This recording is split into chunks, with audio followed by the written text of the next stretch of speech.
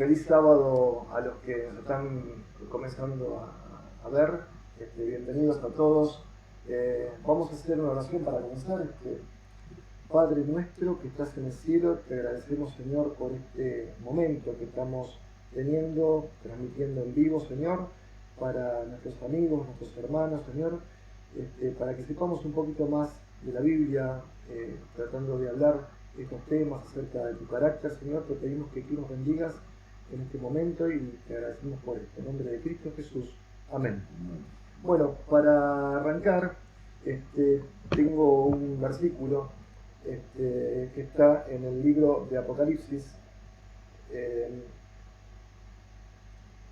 Como siempre, Gustavo es así, los arranques son así difíciles.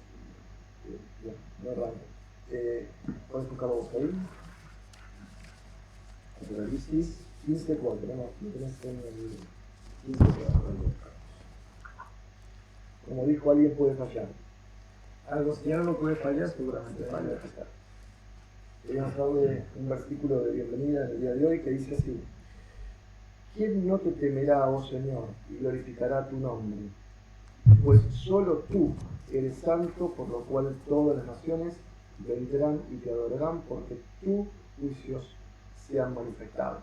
Así que con este cordial versículo y con este momento le damos la bienvenida a todos en este espacio que tenemos, en el cual vamos a hablar, ¿no es cierto? Sí, bueno, gracias por introducirnos. Yo también los saludo en esta segunda presentación, tercera presentación de este nuevo ciclo de conversaciones, ¿no? Acerca de la palabra de Dios. Y bueno, nos presentamos para los que no nos conocen. Dino Rosso, Gustavo Dorado, somos creyentes, estudiosos de la Biblia, somos laicos, no somos teólogos, no somos pastores, somos laicos, personas interesadas en el conocimiento de la verdad, ¿no? En estos tesoros que aparecen en este libro tan antiguo, ¿no? y tan importante que es la Biblia. Y lo que traemos es lo que hemos encontrado para compartir con ustedes, ¿no? Hoy tenemos un tema interesante, ¿no? Acerca de los inicios de la humanidad y de algunas cosas que ocurrieron. Estuvimos la semana pasada conversando acerca de un tema importante, ¿no, Dino? Exactamente. Hemos hablado de el origen del pecado, ¿no es cierto? Hemos hablado del conflicto cósmico, el conflicto de los siglos. Finalmente los cristianos en general nos apegamos a que el pecado comenzó acá. Nos quedamos con eso, pero la Biblia también es clara y nos muestra pequeños resabios que hay. El comienzo del pecado no fue acá, está en otro lugar, y que nosotros somos convidados en un lugar especial, ¿no es cierto? En un momento especial. Así es. Sí, y además, con lo que vamos a conversar hoy, ¿no? Que es el momento, sí, en que el pecado ingresa a nuestro mundo, a nuestra creación. Vamos a ver algunas cosas interesantes acerca del pecado, ¿no? Generalmente se piensa que el pecado tiene que ver con hacer cosas malas o dejar de hacer cosas buenas, ¿no? Tantas definiciones de pecado. Sí, cosas por el estilo, pero el estudio que vamos a tener hoy, el libro de Génesis, nos muestra puntos importantes acerca del pecado para comprender, ¿no? Lo que está a nuestro alcance, a nuestra inteligencia y lo que realmente necesitamos saber acerca del pecado para poder discernirlo, para poder descubrirlo y para poder, con las herramientas que Dios nos ha provisto, digamos, enfrentarlo, ¿no? Usando esta palabra, no somos nosotros porque no tenemos poder contra el pecado, pero para ilustrarlo de alguna forma, para ilustrarlo de alguna forma, ¿no? Y bueno, también habíamos hablado, Dino, en la última conversación, ¿no? Acerca del portador, el primer portador del pecado, ¿no? Quizá en otro momento podamos hablar más en detalle acerca del tema, que es muy acerca amplio, del concepto bíblico del pecado, ¿no? Pero Podemos decir, sin temor a equivocarnos, que el primer portador del pecado, de acuerdo a lo que dice la Biblia, fue un ser perfecto, ¿no? Lucifer, que ahí se manifestó por primera vez, ¿no? Este misterio, ¿no? Pablo lo llama misterio de la iniquidad, ¿no? Y entonces Lucifer, al no congeniar con la ley divina del lugar donde estaba en el cielo, comenzó a buscar por otros lugares, ¿no? Del universo de Dios, hasta que un día llegó a nuestro planeta, que estaba nuevito, recién creado. Sí, la Biblia clara dice que fue lanzado a la tierra, ¿no?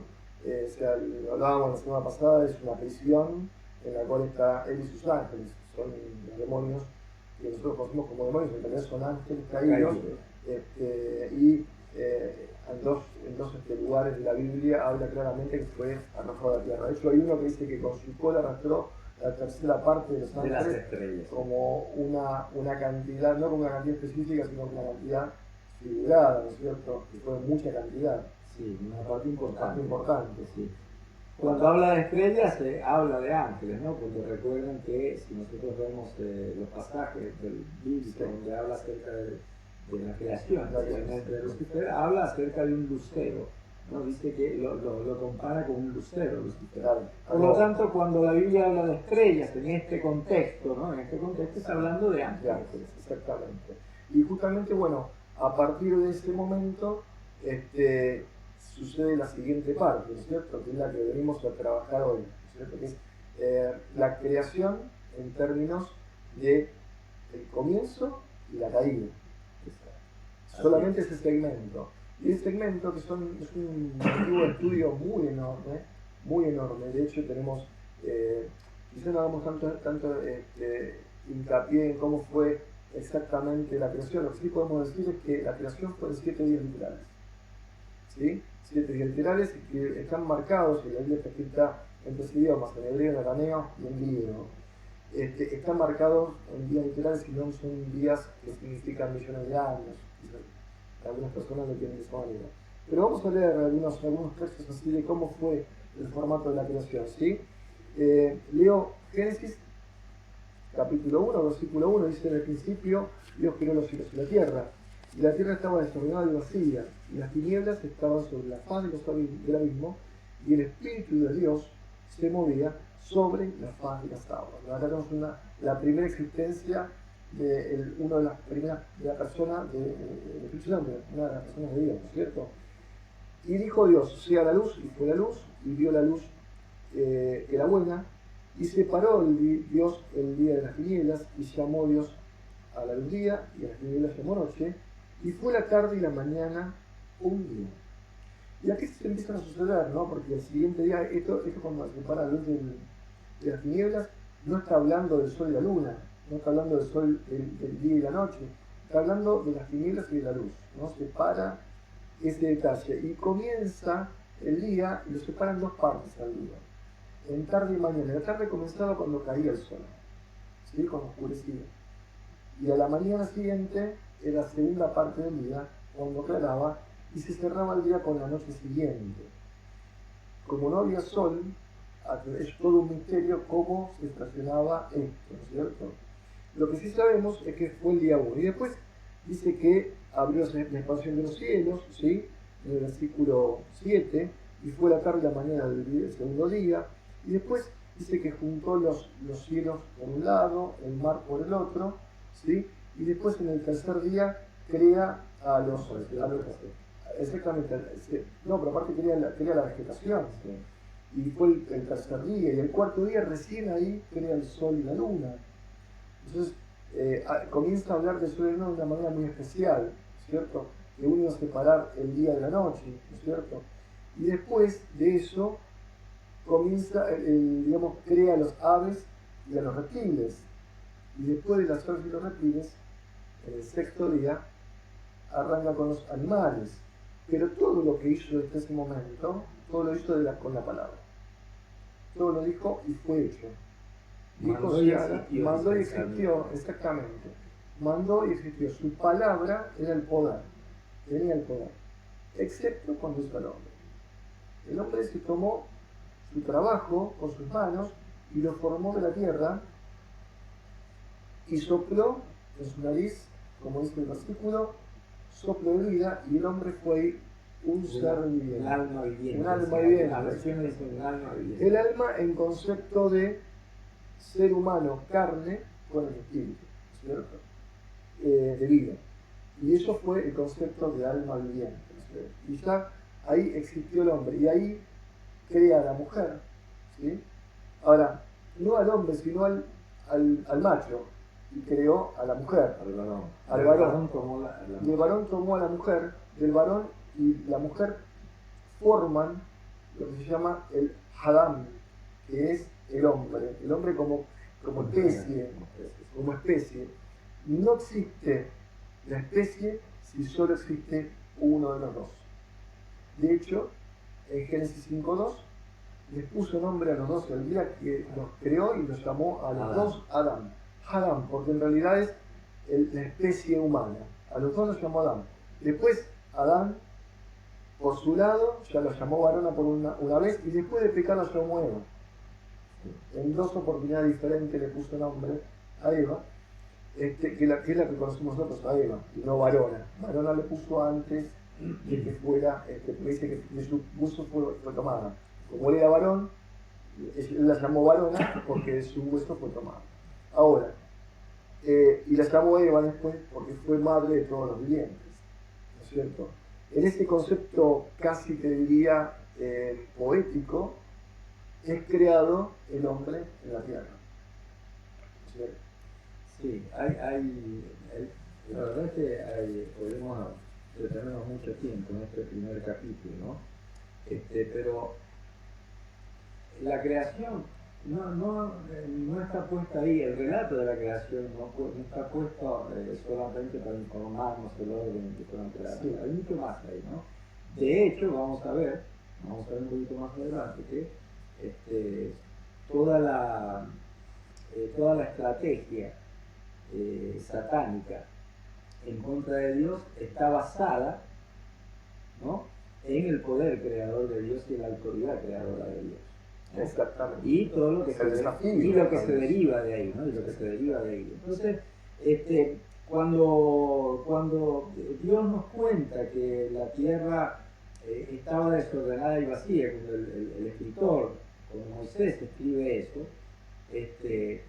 lo que está diciendo, en realidad, a nosotros nos parece que hay caos y confusión, una nebulosa, pero no es así, ¿no? Una nebulosa está todo perfectamente, estoy hablando del cosmos, ¿no? Sí, está todo perfectamente ordenado. Ahora, la vida requiere que los elementos tengan un orden especial para que pueda subsistir la vida, ¿no? Nosotros necesitamos que el oxígeno esté en una proporción importante para poder respirar. Necesitamos de que el agua esté en estado líquido y accesible para poder tomar, que no esté en todas partes porque nos podemos ahogar, ¿no? Tiene que tener su lugar. Bueno, equilibrio, hay cerca de 200 variables que tienen que estar ordenadas, he leído en un artículo científico, para que podamos subsistir nosotros. Entonces, ¿por qué hago este comentario? Porque aún dentro de entre los creyentes, ¿no? Se da cabida a ciertos pensamientos, a ciertas ideas que se apartan, ¿no?, del relato creacionista bíblico, y tratan de congraciarse con teorías humanas, ¿no?, con especulaciones humanas relacionadas con la evolución, con el Big Bang y todas estas cosas, ¿no? Y lo que en realidad está ocurriendo acá es que Dios nos está diciendo que Él pone en orden las cosas para nosotros. No es que estaban desordenadas, no es que la tierra estaba vacía, no. Él puso las cosas vacías de vida, de nuestra vida, y de la vida de otros seres vivos, de las plantas, de un montón de cosas. Pero para que esto ocurriera, tenía que haber cierto orden de los elementos, ¿no? Entonces Dios, con su poder, yo a veces me pregunto, cómo los gases como el oxígeno y otros que hay en la atmósfera, no se escapan, ¿no?, al vacío.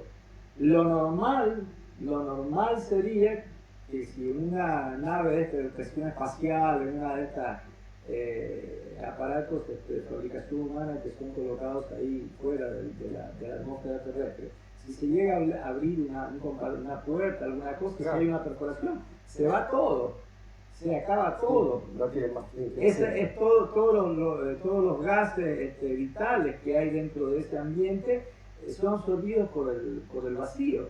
Ahora, ¿cómo no ocurre eso? ¿No? Bueno, podemos encontrar explicaciones físicas, claro, podemos encontrar un montón de cosas, pero son leyes divinas. Las leyes químicas son leyes divinas, las leyes físicas son leyes divinas, las leyes atómicas son leyes divinas. Entonces, Dios ordenó las cosas, le dio un orden particular para que nosotros pudiéramos estar, ¿no? Entonces, lo que está manifestando Dios en el relato de creación es que Él es Dios.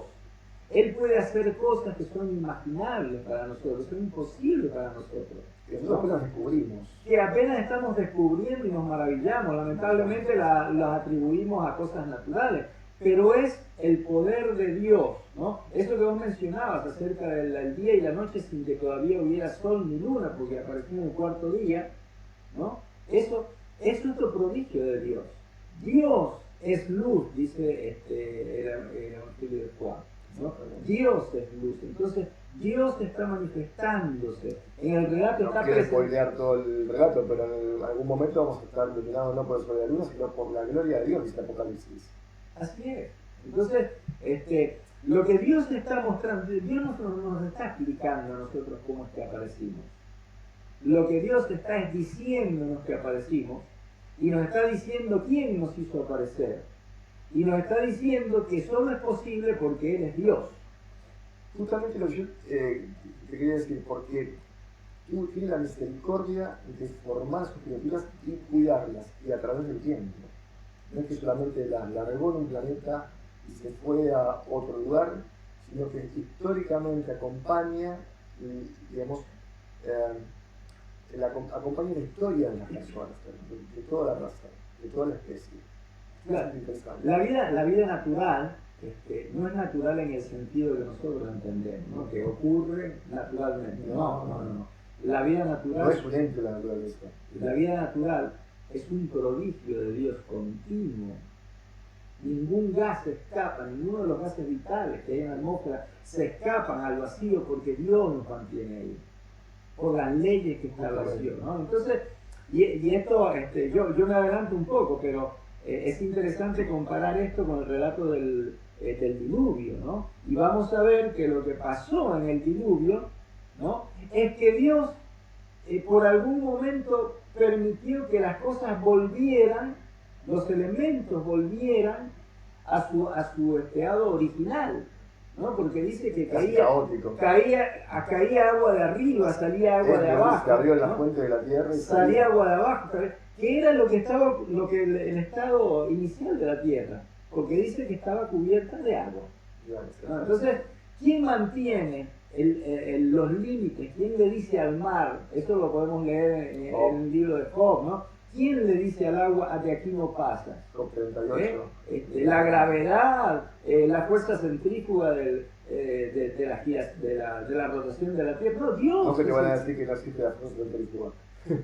Bueno, estoy usando términos científicos que se usan como argumentos, ¿no? Bueno, no es Dios el que mantiene el agua en su límite, es Dios el que impide que los gases vitales escapen a la atmósfera, es Dios el que hace crecer las plantas, el que hace la capa de ozono que protege para que no nos calcine el sol. Exactamente, todo eso. Entonces, lo que se está presentando en el relato de Génesis, Dino, no es una explicación de nuestro origen, sino una presentación del poder, de la magnificencia de Dios, de nuestro Dios, ¿no? Y entonces, vos mencionabas lo del sexto día, ¿no? La creación del hombre, que merece también todo un montón de programas, ¿no?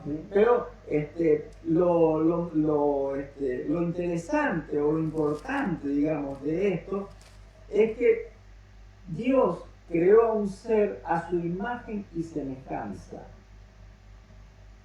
¿no? No era una Lo vamos a ver planta, después, sí, hay un ¿no? par de versículos que ¿no? lo dicen después. Entonces, en torno a esto gira el problema, el conflicto que viene a continuación, ¿no? Y vamos a ver un poquito más adelante hacia dónde fue el enemigo, ¿no? Hacia dónde atacó, qué punto atacó el enemigo, ¿no? Y entonces es importante. Antes de que me digan, así quería cerrar el tema de la semana, porque la semana no termina en el sexto día de la creación, que dice que fue, como dice el relato bíblico, dice que fue la mañana de tarde del sexto día, dice que era bueno en gran manera, a diferencia de los, eso digamos, es algo que es muy común, que lo decimos todos, que a diferencia del resto de los días, el sexto día vio que era bueno, volvió toda la obra, y dice que era bueno en gran manera. Pero sucede algo después, que sí, es algo que no podemos olvidar, que es cuando se sella, cuando se cierra la semana. Y en muchas de las Biblias, ustedes lo van a tener, que dice séptimo día, ¿no es cierto? El séptimo día, del versículo 1 del versículo 2 del capítulo 2, dice que acabó Dios en el día séptimo la obra que había hecho y reposó el día séptimo de toda obra que hizo. Y ahí sella y muestra cómo debía el hombre, no los hebreos, no los judíos, no, el hombre, el ser humano, cómo debía terminar su semana cada semana que terminaba, ¿cierto? Adorando al Altísimo. Entonces dice que lo bendijo, bendecir quiere decir arrodillarse, en términos hebreos, arrodillarse es bendecir. Y lo santificó, lo apartó, porque el séptimo día es de potestad divina. No tenemos competencia en el séptimo día, porque el séptimo día es de mi relación con Dios. Vamos a ver dos cositas más, dos detalles nada más que quería mostrarles. ¿Cuáles eran las tareas, la jurisdicción y la competencia en términos jurídicos del hombre? Esto está en Génesis, capítulo 2, versículo 15. Espero que me vuelva a chingar la tablet. Dice así: tomó pues Jehová a Dios al hombre y lo puso en el huerto de Edén, ¿no? También otro tema que veníamos hablando antes de arrancar el programa, para que lo labrara y lo guardase. Este fue el primer trabajo que le dio, ¿sí? Y en el versículo 19 dice: Jehová Dios formó pues de la tierra a toda bestia del campo, toda ave, y me lo puedes terminar de leer vos porque se me trabó este de vuelta. Dios formó pues de la tierra toda bestia del campo y toda ave de los cielos, y la trajo a Adán para que viese cómo la sabía de llamar. Y todo lo que Adán llamó a los animales vivientes, este es su nombre de hoy. O sea que tenía dos trabajos. Uno era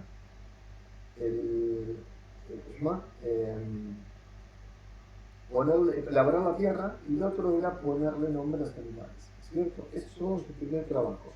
Ahora, fíjense que le dice en el versículo 15 y el 16, dice, tomó pues, el 16 digo, dice, y mandó Jehová que labrara la tierra y la guardase. Dice, mandó Jehová Dios al hombre diciendo, de todo árbol del huerto podrás comer, mas del árbol de la vida, del ciencia, del bien y del mal, no comerás, porque el día que de él comieres ciertamente morirás. Y acá le dijo la primera semilla que después va a desarrollar vos, y dice, y dijo Dios, no es bueno que el hombre esté solo, y ahí arranca con la mujer, ¿no es cierto? Pero toda la jurisdicción, hasta el árbol de la vida, que después en el Apocalipsis aparece de nuevo y dice que vamos a comer del árbol de la vida, teníamos competencia, podemos administrarlo, podemos usarlo, trabajarlo, excepto de esto, que como el sábado también, era de competencia divina directa, no la administraba el hombre no podía ni acercarse a eso, solo era de Dios, ¿sí? Y bueno, y ahí arranca, ¿no? el gran tema. Sí, yo quiero volver un poquito más atrás, ¿no? Uno, con respecto a esto, que es el atributo, ¿no? Que Dios le concedió al ser humano en semejanza a él, ¿no? Sí. ¿No? Dice un poco más atrás, en el capítulo 1, el versículo 26, ¿no? Sí. Dice, dijo Dios, hagamos al hombre a nuestra imagen conforme a nuestra semejanza, ¿no? Y entonces después punto y coma previo, dice, y señoré en los peces del mar, en las aves de los cielos, en las bestias, en toda la tierra y en todo animal que se arrastra sobre la tierra. En otras palabras, Dios le concedió al hombre potestad sobre la creación.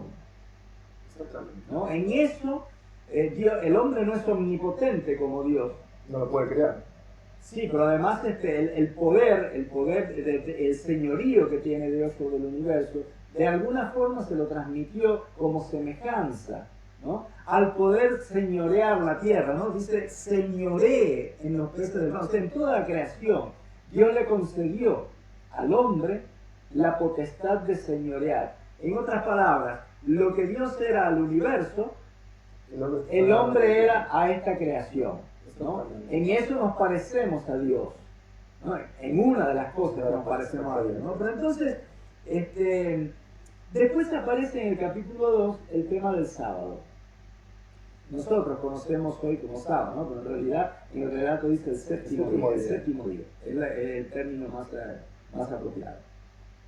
El séptimo día dice ahí que forma parte de la creación, ¿no? Dice, y acabó Dios en el día séptimo la obra que hizo. O sea que el día séptimo forma parte de la creación. Forma parte de la creación. Ahora, esta creación de Dios es distinta a toda la que había hecho anteriormente. Porque esta no la puso a potestad del hombre. Sí. Todo lo demás lo puso a potestad del hombre.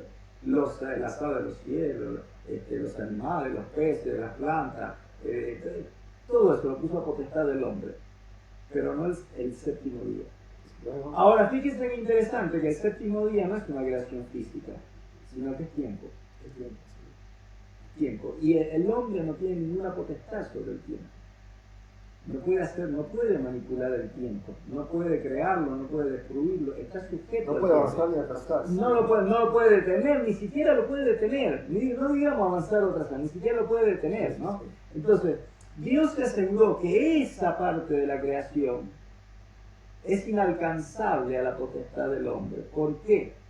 Porque ese día, ese tiempo, ¿no?, le recordaba al hombre que no era Dios, sino que tenía algún atributo que Dios le había concedido, ¿no? Entonces, aparte es el espacio para reconocer que Dios es Dios.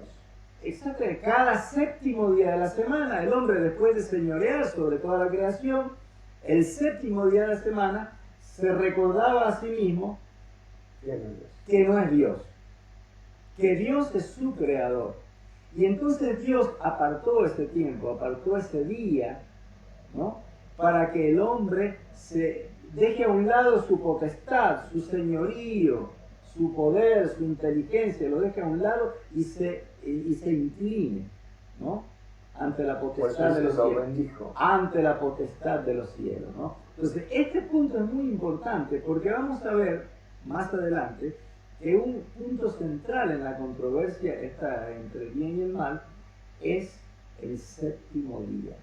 No es una cuestión de capricho, no es una cuestión de reacción, es emblemático, es simbólico, es importantísimo, porque lo que el sábado está declarando a voz en cuello es que Dios, es creador, es Señor de todo. Ahora, querer ocultarlo, querer cambiarlo, querer manipularlo, es querer cambiar, querer manipular, querer ocultar esa verdad que está establecida desde el relato de la creación. Porque Dios nos cuenta a nosotros la creación para que nosotros sepamos que Él es el creador. Los mandamientos solamente refrescan, porque dice acuérdate, ¿sí?, acuérdate del día de reposo. Y es interesante porque el relato no hace hincapié a la salida de Egipto, a la siguiente instancia, la salida de Deuteronomio 5, sino que hace hincapié a la creación. Y si bien en el relato bíblico el mandamiento no matarás aparece en Éxodo 20, cuando Caín mató a Abel, ¿sí?, fue un hecho trágico. De hecho, justamente es un hecho trágico para la humanidad, ¿no? Sí, en esto vamos a terminar con esto y ya pasamos a otro punto, ¿no? Pero es interesante lo que vos comentás, porque en el decálogo de Éxodo aparece la idea que aparece acerca de por qué guardar el día séptimo, el día de reposo, es casi una copia de lo que dice el versículo 3, ¿no? El versículo 2 y el versículo 3 de Génesis, ¿no? Dice, fíjense lo que dice el Éxodo 20. Vamos a leer el versículo 8 y el 11, ¿no? Que son la parte importante, argumentaria. Dice, acuérdate del día de reposo para santificarlo, y dice el 8, perdón, Éxodo 28, y el versículo 11 dice, porque en 6 días hizo Jehová los cielos y la tierra, el mar y todas las cosas que en ellos hay, y reposó en el séptimo día, por tanto Jehová bendijo el día de reposo y lo santificó. Y ahora miren cómo está aquí en Génesis. Génesis dice, fueron pues, capítulo 2, acabados los cielos y la tierra y todo el ejército de ellos. Y acabó Dios en el día séptimo la obra que hizo, y reposó el día séptimo de toda la obra que hizo, y bendijo Dios al día séptimo y lo santificó, porque en él reposó de toda la obra que había hecho en la creación, ¿no? Entonces, este argumento que presenta Dios para apartar el día sábado es el mismo que vuelve a presentar en el monte Sinaí a los hijos de Israel, ¿no? Acá Aparte que arranca con el acuérdate. Y otra de las cosas que es importante es que vos no completás tu semana, sino cada semana cuando le venís a Dios y le entregás toda tu obra semanal. Si no, nunca terminás, entonces terminás sin descanso, ¿no? Eso es así. Avancemos un poquito, así no se nos va el horario, porque ya son 1:30. Sí. Pero bueno, lo que queríamos era arrancar con el relato de Génesis capítulo 3, ¿cierto? Ya ahí entramos, la Biblia se divide en 3 partes. Antes del pecado, hasta el capítulo 3, versículo 6, y todo el resto de la Biblia es pecado, o contiene el pecado, y después en el último capítulo de la Biblia es cuando está liberado la tierra nueva, ¿cierto? Entonces digamos, el cómo se divide la Biblia en su parte. Lo que trata de mostrar que la Biblia, en ese sentido, hemos hablado en alguna otra reunión, es la misericordia de Dios que dedica como algo especial a poder salvar al hombre, a su criatura, y restablecerla como originalmente fue, ¿no? Y dedica toda esta historia para poder hacerlo. Y alguien lo llamó la historia de la redención. La historia de la redención. ¿No? La historia de la redención. Bueno, sí, avanzando un poquito en el relato, que hasta ahora todo es lindo, ¿no? Aparece el capítulo 3 de Génesis, ¿no? Aparece el capítulo 3 de Génesis, donde Dios nos cuenta, ¿no? A través de su profeta, que escribió este libro, qué fue lo que pasó, ¿no? Cómo llegamos a lo que somos hoy, a la condición que tenemos hoy. Cómo algo que fue creado perfecto terminó en esto que nosotros conocemos, ¿no? Entonces, Dios nos dice qué es lo que pasó. Algunos piensan que Dios es el responsable de todo esto, que no es una idea original de esta época, ¿no? Sino que ya viene de atrás, incluso antes de la creación. Job lo dice, que no vendrá lo bueno y lo malo de Dios. Incluso antes de la creación ya alguien se estaba encargando de difamar a Dios, ¿no? De deformar su imagen, su carácter, su prédica, ¿no? Su prédica. Y entonces, antes de leer el capítulo 3, vamos a leer unos versículos antes del capítulo 2, porque están íntimamente relacionados. Vos leías hace un ratito Génesis capítulo 2, versículo 16, ¿no? Dice, y mandó Jehová Dios al hombre diciendo, de todo árbol del huerto podrás comer, ¿no?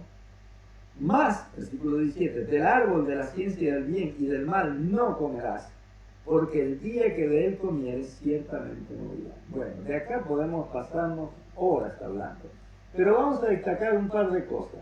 La primera, ¿existía una ley antes del pecado? Era esta. Tenía ponerle 2 mandamientos, ¿no? De esto podrás comer y de esto no podrás comer. 2 mandamientos. Una parte positiva y una parte negativa.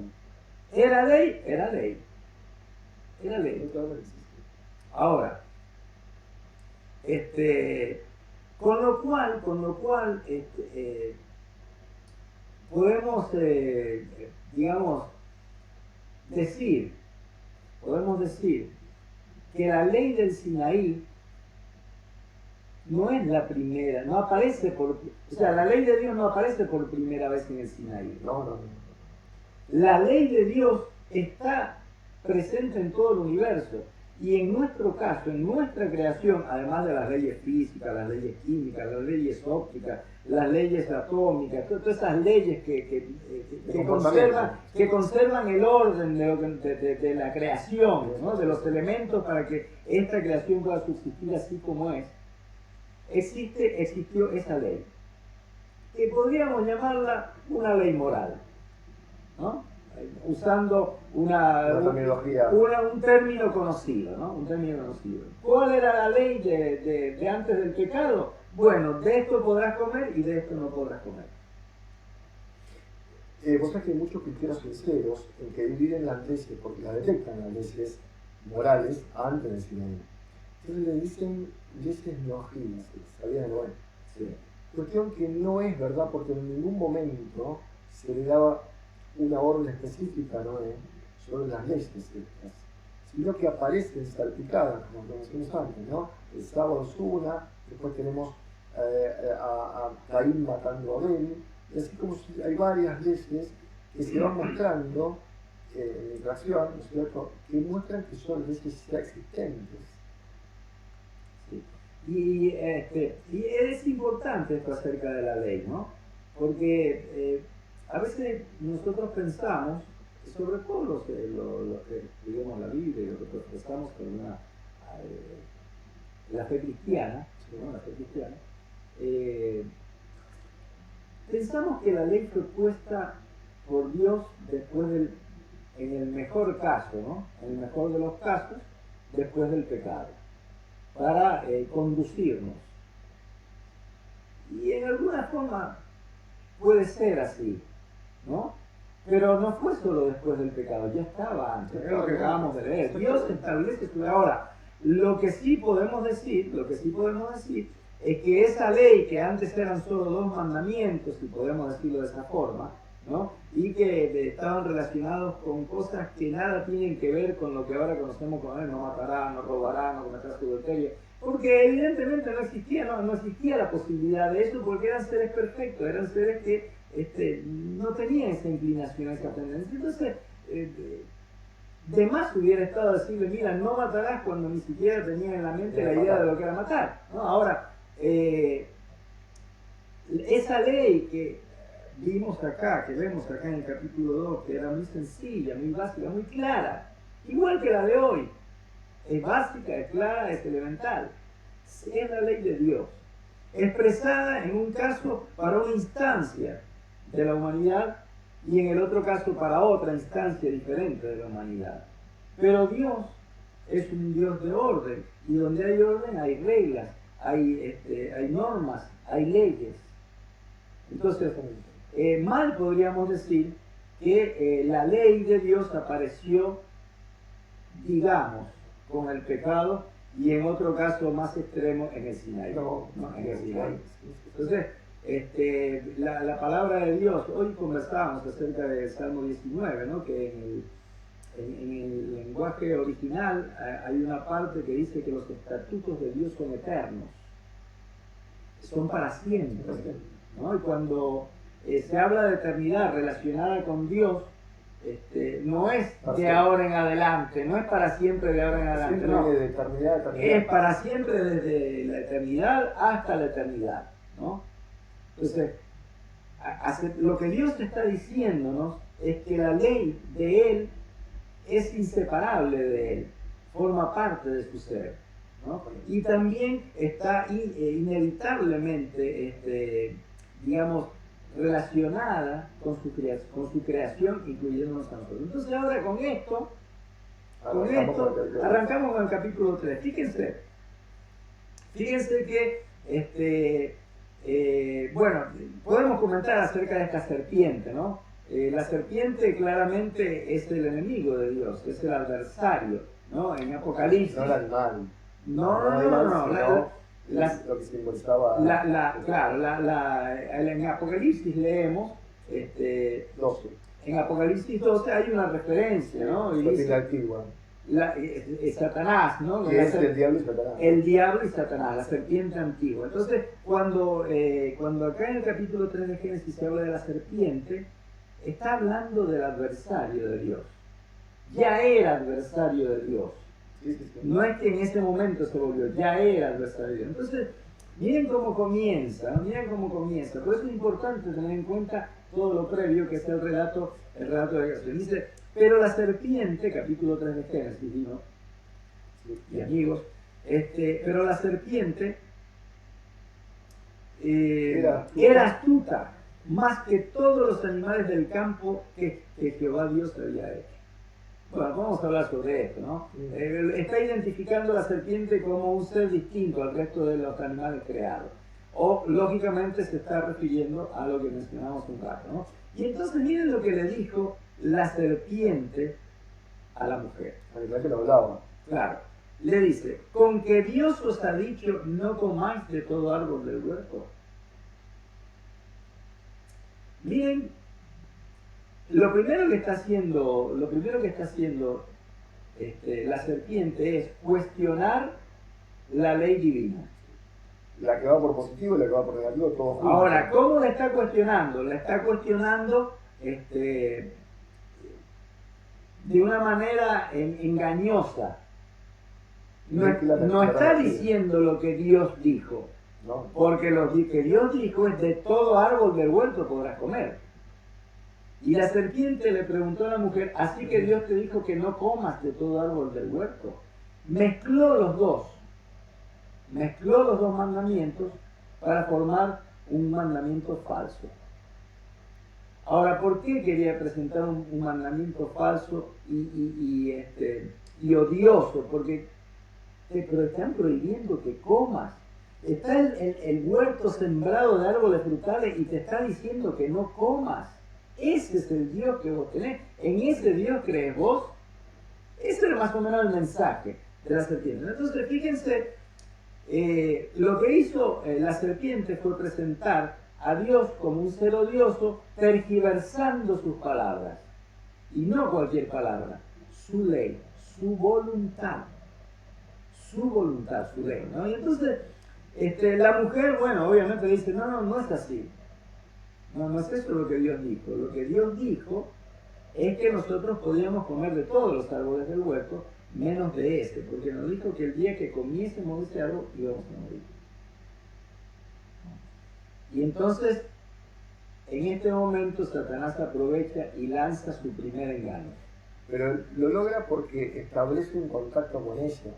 Si ella no se hubiera referido al ser que no tendría por qué hablar, no se hubiera establecido la rivalidad, o el nexo, o la posibilidad de que pueda cederla, ¿no? Es como que conectó su USB y él le transfirió todos sus datos y aceptó sus datos. Sí, de todos modos,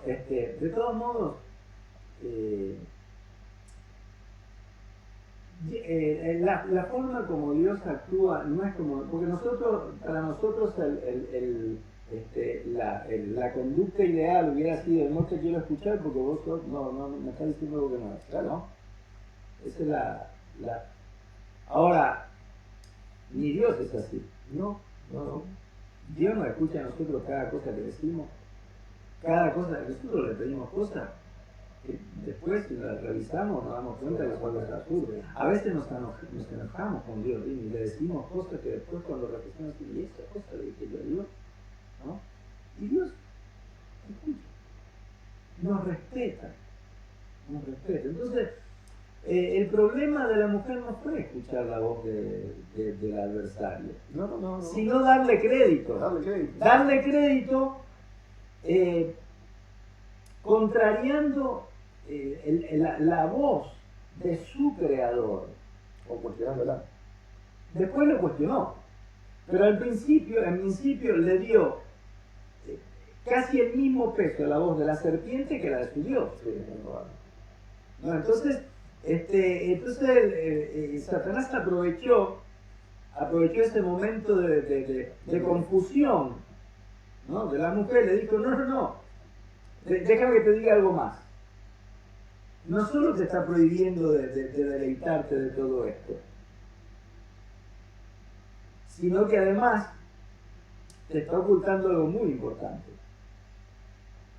Además de privarte de comer de esto, que no es cierto, te está ocultando algo muy importante, que es acerca de tu existencia. No importa lo que tú hagas, tú no vas a morir, ¿no? Entonces le dice, entonces la serpiente le dijo a la mujer, no moriréis, ¿no? Abiertamente ya se mostró. Dios le había dicho, el día que comas de este árbol te vas a morir.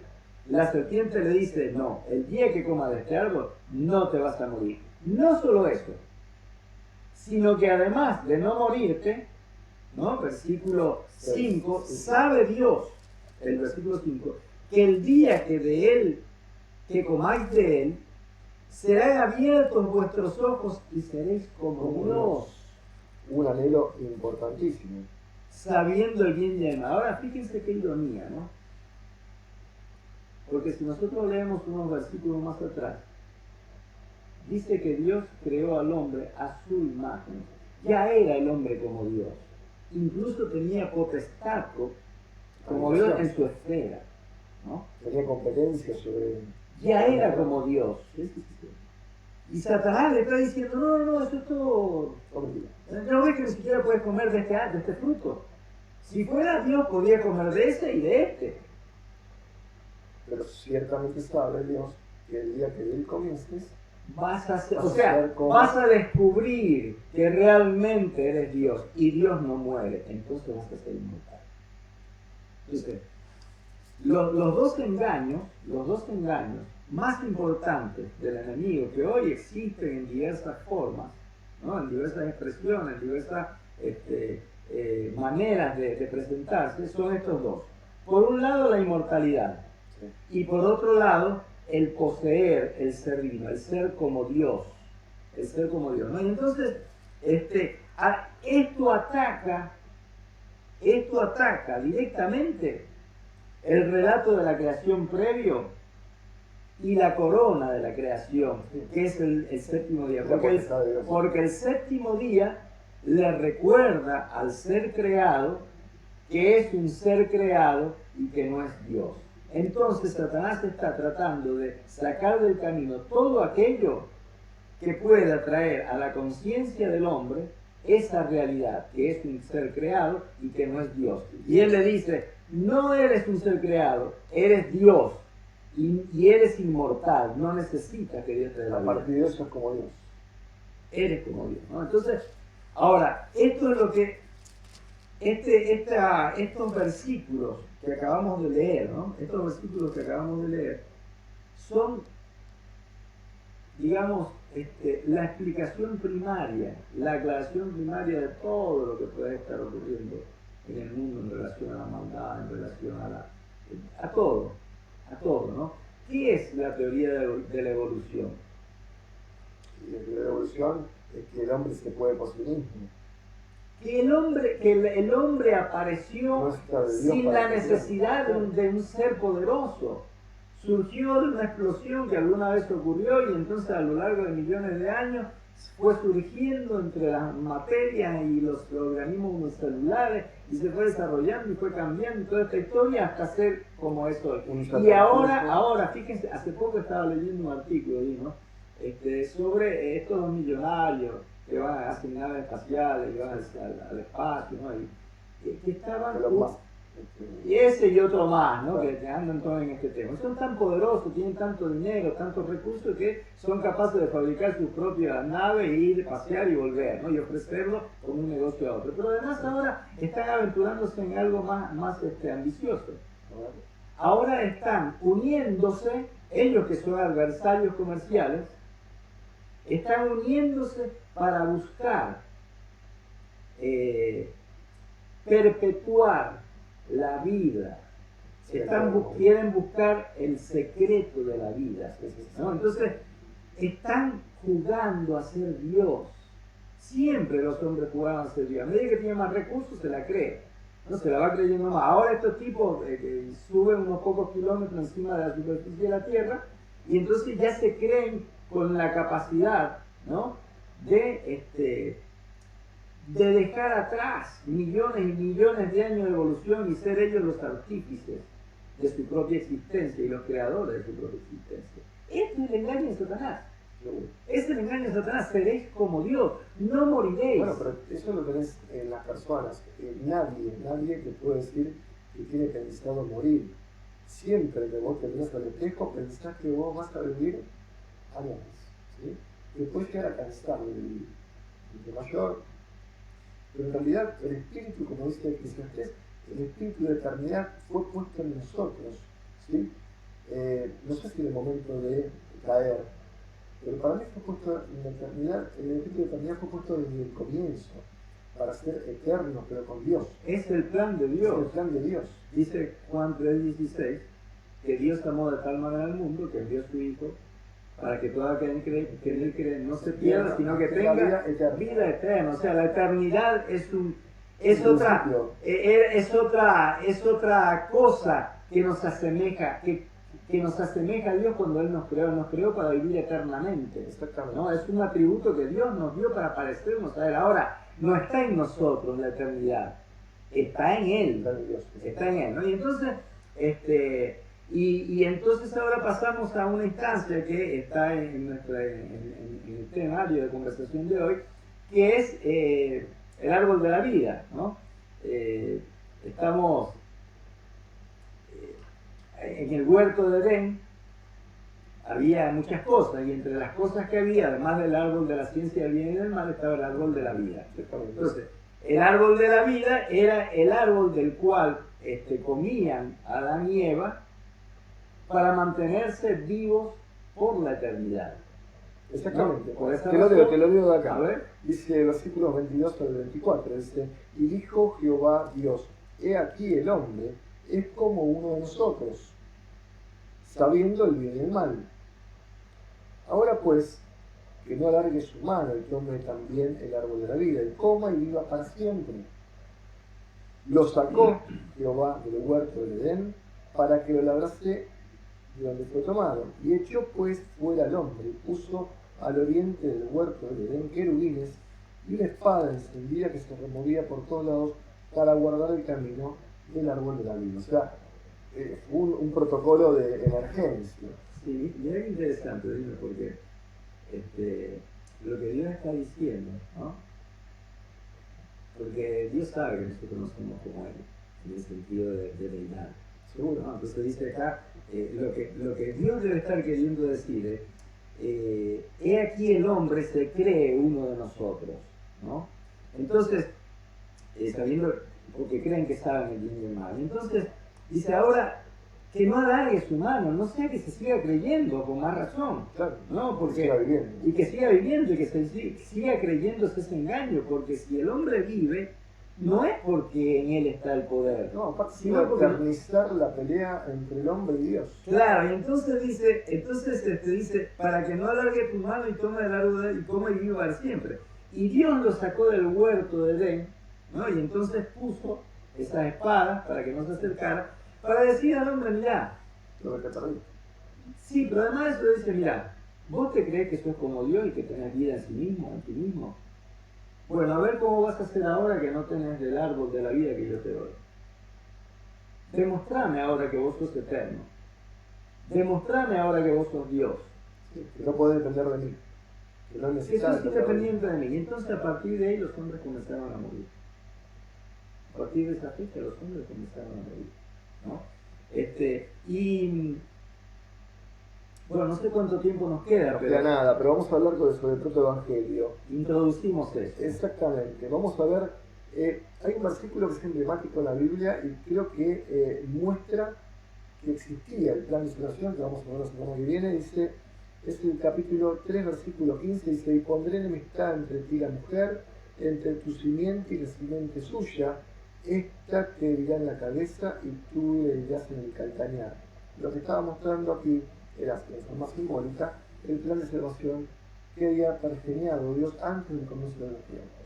De que, obviamente, la enemistad entre ti y la mujer, ¿cierto? Entre el bien y el mal, y entre tu simiente y la simiente suya, en el caso de Satanás, que era la serpiente, lo que iba a desencadenar era un conflicto permanente, caótico, que se iba a cubrir por toda la tierra y se iba a alargar en mucho tiempo. En cambio de la mujer, esto iba a salir del Mesías. Esta es la profecía mesiánica, la primera profecía mesiánica que vemos en la Biblia. Génesis 3:15, el comienzo de los tiempos. Y de la simiente de ella, iba a chocar contra justamente la serpiente, ¿sí? Y la herida iba a ser que la serpiente iba a herir en el calcanear, es decir, en el tobillo, en el talón, que es una herida menor, que solamente produce dolor, y no, a ver, estamos bien ahí, sí. Y en el caso de la herida mortal que causaría la simiente de la mujer, iba a terminar con el pecado, ¿cierto? Sí, y es la primera profecía, la primera promesa, ¿no? Muy simbólica, muy concisa. Sí, muy concisa, muy comprimida, ¿no? Y que a lo largo de la historia iba a ser, digamos, ampliada, ¿no? Ampliada. Pero una de las cosas que sí se adelantó es la forma como iba a ser, ¿no? Sí. Y que está de alguna manera presentada en aquel primer sacrificio que hubo en la puerta del Edén, ¿no?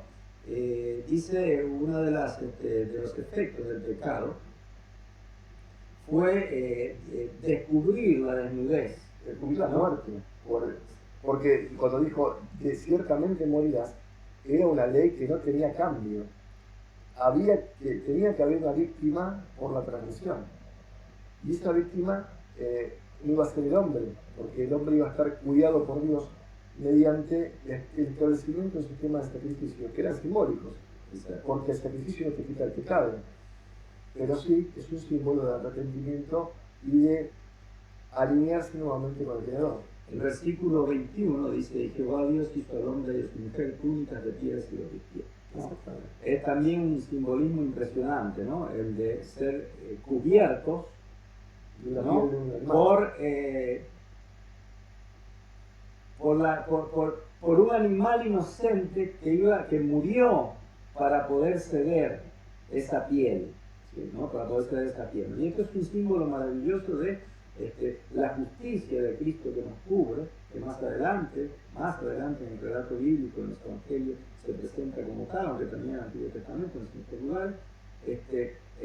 La cobertura de Dios, iniciativa de Dios, porque dice que fue Dios el que les dio pieles, ¿no? Y fue Dios el que estableció la forma como iba a ser, para poder cubrir al hombre, para poder abrigarlo. Alguien tenía que pagar la falta con su vida. Seguro, ¿no? Y aparte tiene otro simbolismo, pero en algún momento lo vamos a tener que mostrar. Y en este caso eran seres inocentes que no tenían nada que ver con lo que nuestros primeros padres habían hecho, ¿no?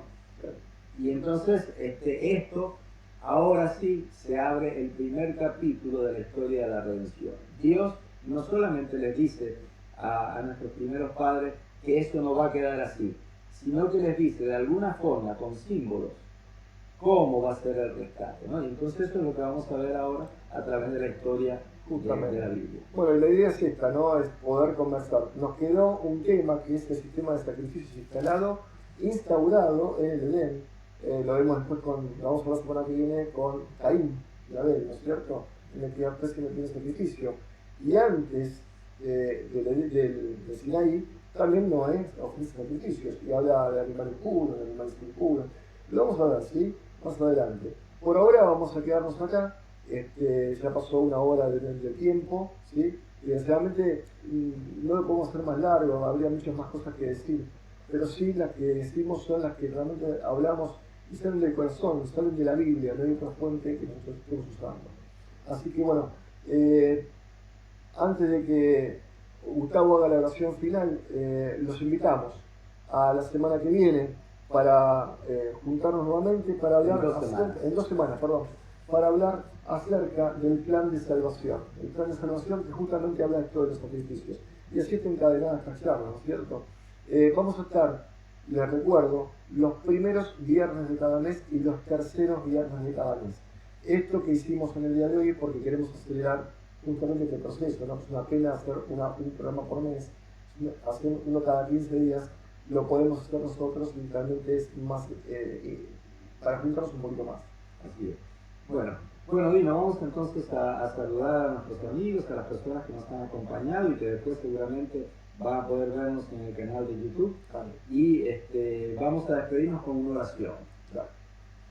Querido Padre que estás en el cielo, gracias porque tú nos has revelado estas verdades importantes, que no solamente explican algunos de los enigmas de la existencia de la humanidad, sino que además dan una luz, una certeza, una esperanza certera, ¿no?, acerca del futuro glorioso que tú desde el principio pensaste para nosotros. Te pedimos, Señor, que podamos durante las horas de este día sábado que inicia, de este séptimo día, que podamos elevar nuestras mentes, nuestros pensamientos, dedicar nuestro tiempo a la comunión contigo y con aquellos quienes nos rodean, recordando siempre que somos criaturas y que tú eres nuestro creador, que nosotros somos tus hijos y que tú eres Dios y Señor de todo. Gracias por revelarnos estas verdades, gracias por darnos todo lo que necesitamos.